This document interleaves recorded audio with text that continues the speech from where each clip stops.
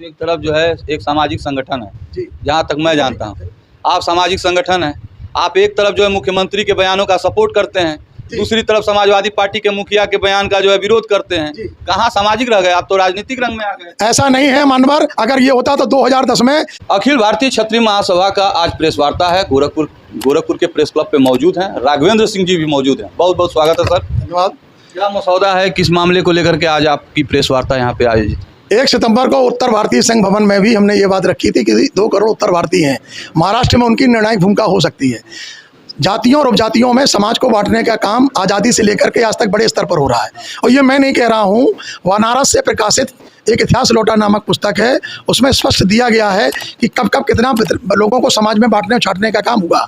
हमारे मुख्यमंत्री जी ने भी पिछले दिनों एक बयान दिया कि बटोगे छटोगे कटोगे तो लट जाओगे। तो क्या गलत कहा उन्होंने भी एक इंगित किया कि समाज में सभी वर्गों का सम्मान होना चाहिए। और अगर ये नहीं था तो जब आज़ाद हुआ था, जब हमारा राजतंत्र था और राजतंत्र के बाद जब लोकतंत्र आया, इन 90 वर्षों में कोई भी घटना आप बता दीजिए, कहीं लूटपाट की घटना हो, कहीं छेड़छाड़ी की घटना हो, कोई बलात्कार की घटना हो, मीडिया के सामने रखता हूँ कि भैया वो मेरे सामने ला दीजिए।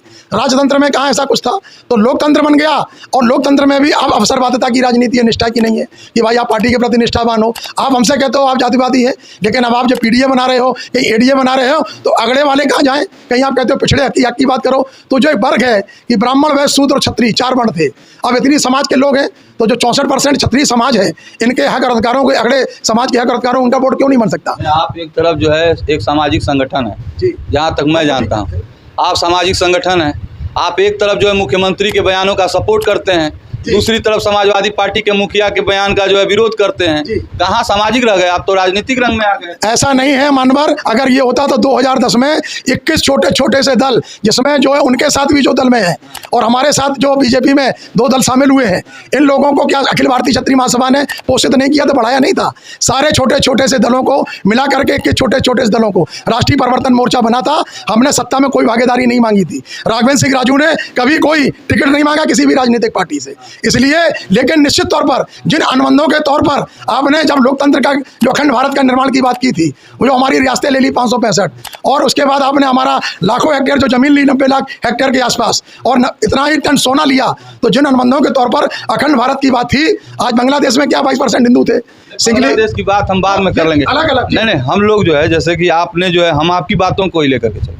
आप सामाजिक संगठन है, आप उसके बाद गणना भी कर ले रहे हैं कि हम लोग इतनी संख्या में हैं, महाराष्ट्र में निर्णायक भूमिका में हो जाएंगे।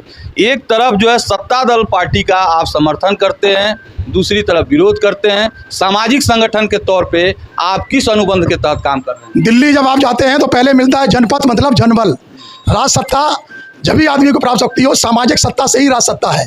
देश में जितने असामाजिक संगठन हैं, राजनीतिक दल तो केवल गिने चुने हैं, और वो भी क्या परिवारवादी या जातिवादी नहीं है, उन पर समय समय पर आरोप नहीं लगे। यह क्षत्रिय छात्र धर्म है, मर्यादा पुरुषोत्तम भगवान श्री राम ने सभी वर्गों का सम्मान किया था, क्योंकि हमारे समाज में हिंदू धर्म में 33 कोटि हजार देवी देवता है। लेकिन कब आप भारत का नाम हिंदुस्तान कर दोगे, कब आप इंडिया कर दोगे? क्या हम सच नहीं बोल सकते? सच की बात रखना समाज में क्या गलत है? और आज ईवीएम से राजा पैदा होता, वो जमाना चला गया। हम लोगों को सावधान करते हैं, भाई मतदान का प्रतिशत क्यों घट रहा है, मतदान के प्रति हम उदासीन क्यों हैं, मतदानों के प्रति आप कानून क्यों नहीं बनाना चाहते? आप एक वर्ग विशेष के लिए देश में SC कानून बना देंगे। भाई अमेरिका सिंगापुर में भी तो कानून है, वहां पर बिना जांच किए और कोई भी व्यक्ति पॉलीग्राफ टेस्ट होता है, ब्रेन मैपिंग टेस्ट होता है। आज क्या हुआ हाथरस कांड में? सब निर्दोष घोषित हुए कि नहीं हुए? तो मैं तमाम चीजें जो गलत हो रही समाज के साथ में, केवल समाज में कुर्सी मिल जाए। 450 ऐसे पूर्व सांसद और MLA हैं जो लोकसभा चुनाव से पहले भाजपा में आ गए।